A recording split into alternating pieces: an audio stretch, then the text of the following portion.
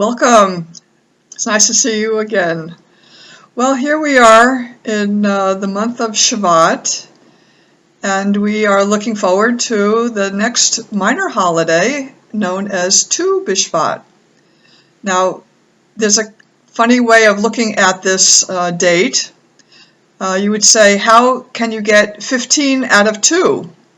Well, 2 is actually an abbreviation for the number 15. And it's derived from the 2 letters of the Hebrew alphabet. Now, every letter of the alphabet has a numerical equivalent. Aleph is 1, Bet is 2, and so forth. And 2 is comprised of Tet, which is 9, and Vav, which is 6. And what they did was they take the Tet and the Vav being a vowel also with the sound U, and they get 2, meaning 15. So the name of the holiday, Tu B'Shvat, means the 15th B'Shvat of Shvat, the month. Just like we would say July 4th.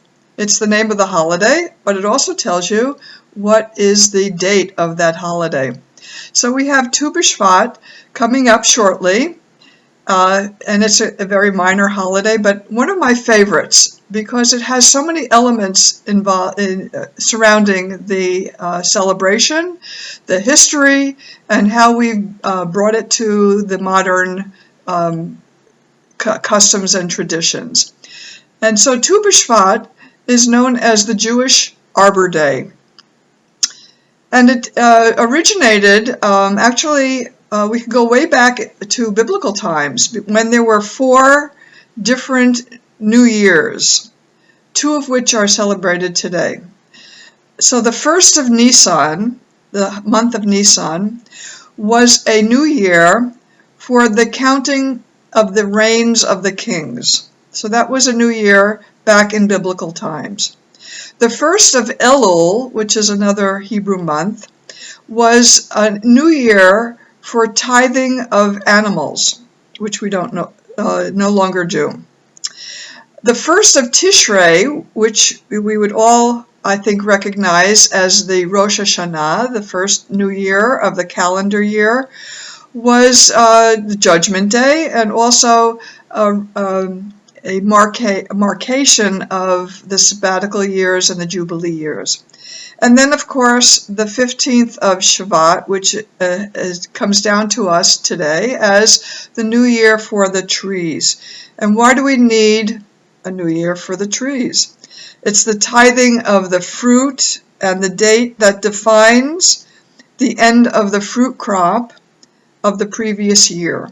Now, why would this be important?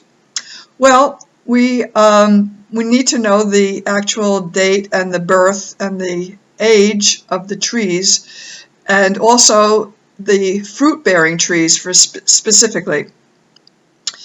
It is regulated that the first 3 years of a fruit tree's bearing fruit is to be left alone, not to be taken or used. In the 4th year, tradition says that you offer the fruits to God. And in the 5th year and following, you may take of the fruit and enjoy it. And so it was very important to know the age and the year of the bearing of the fruit. And so Tu B'Shvat is one of those markations of when the tree has its birthday, so to speak. And what is the significance of this holiday? Well, just by marking the age of a tree and knowing when fruit was able to be eaten is important, but it's become an ecological and resourceful holiday to help us be mindful of 2 things that I could see. Number 1, the importance of Israel, and being in the diaspora, meaning outside of the land of Israel, we have an opportunity to connect ourselves with the land, even though we're not living there. And also to be mindful of the fact that it's important to be stewards of this world, to not only plant trees, to protect the environment, to be stewards, and to be mindful not only this time of year, but all year round of the importance of protecting the environment, being trees, being the atmosphere, being recycling. All of this is tied into the celebration and the mindset surrounding the holiday of Tu B'Shvat. The traditions always go through different cycles.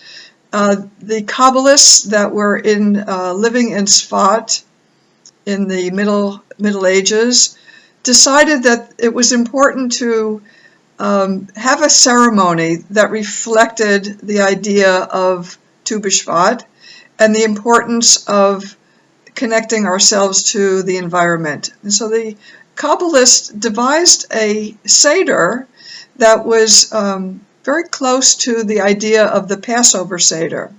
And the essence of the Seder was to eat the fruits that were in abundance in Israel, and specifically to eat the 7 species that are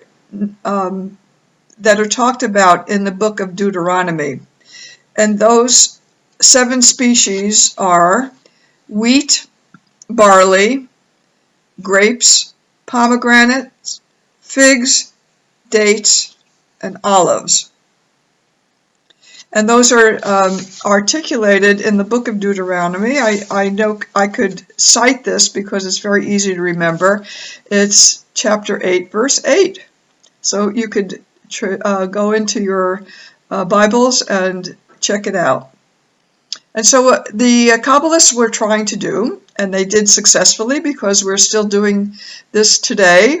We have a Tu B'Shvat Seder, which is very traditional, that we eat those specific fruits and any other fruits and vegetables that come from the land of Israel, specifically fruit trees.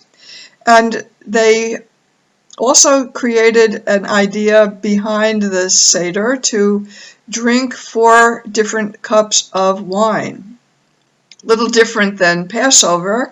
The wine glasses start from a white wine and travel to the 2nd cup with a little bit of pink added, the 3rd cup even more red wine added, until the 4th cup is completely red.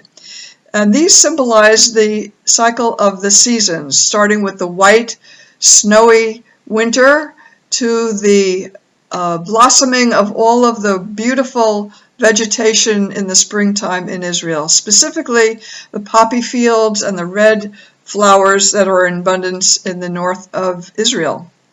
And so the Seder has transformed year after year, as we do with all of our traditions, and we add elements the way we feel important within the framework of the Seder. And so the eating of the fruits, the drinking of the wine, the songs that we add, the stories that we tell are all the ways that we can add flavor and insight to the Seder. One of the famous and very favorite stories that are told at the Seder time, which we tell to our children in the Hebrew schools, surrounds the idea of the very famous Choni the circle maker. He's likened to a Jewish Rip Van Winkle, and there are a number of versions of this story. And the famous story goes like this. He's walking down the road, and he ventures upon an elderly man digging a hole, preparing to plant a carob tree. And he engages in conversation, and he asks the man, "What are you doing?" And he says, "I am preparing to plant a carob tree." And Choni says, "Look, I know a lot about carob trees, and I know that it takes 70 years for that tree to bear fruit. And I must say you're up in age, and you'll never see the result of your labor. So why are you planting that tree?" And he turns around, he looks at Choni in the eye, and he says, Well, when I was born and I came into this world, there were many carob trees, many fruit trees that were planted by others, specifically my grandparents, and I had the benefit of their labor. And so what I'm doing is I am continuing the tradition, and I'm planting for future generations. Very important to know that we don't just come into the world and use the things that have been planted for us, but we appreciate and also plant for the future. Another tradition that is very dear to my heart, and I think that it's still being done in Israel today, is when a baby is born, a boy baby, a little baby boy, a cedar tree is planted in his honor. And when a little girl is born, a cypress tree is planted in her honor. And the children are encouraged to tend to the trees, water them, prune them, take care of them.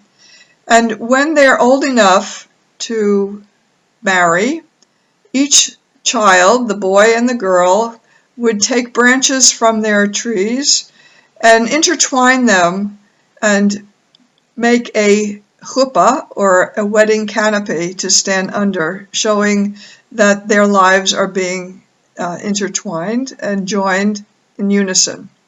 I like that a lot. Anyway, so we have those customs. We have the idea that Tu B'Shvat is a wonderful time to sit back, enjoy the bountiful fruits that we have in this country and in Israel, to acknowledge the importance of tending to the world, being mindful that recycling and environmental issues are still very important, and each one of us has the obligation and the responsibility to tend to our world. So Tu B'Shvat, even being a very minor holiday in our calendar, is one of those very important ideas and holidays that we should keep in our hearts, and hopefully we can celebrate together. Try to find examples of the fruits that we were mentioning. Get yourself some raisins and almonds and figs and dates and carob, and have a feast, and think about Israel, the importance of our community here in Orlando, and wishing everyone a very happy and healthy Tu B'Shvat.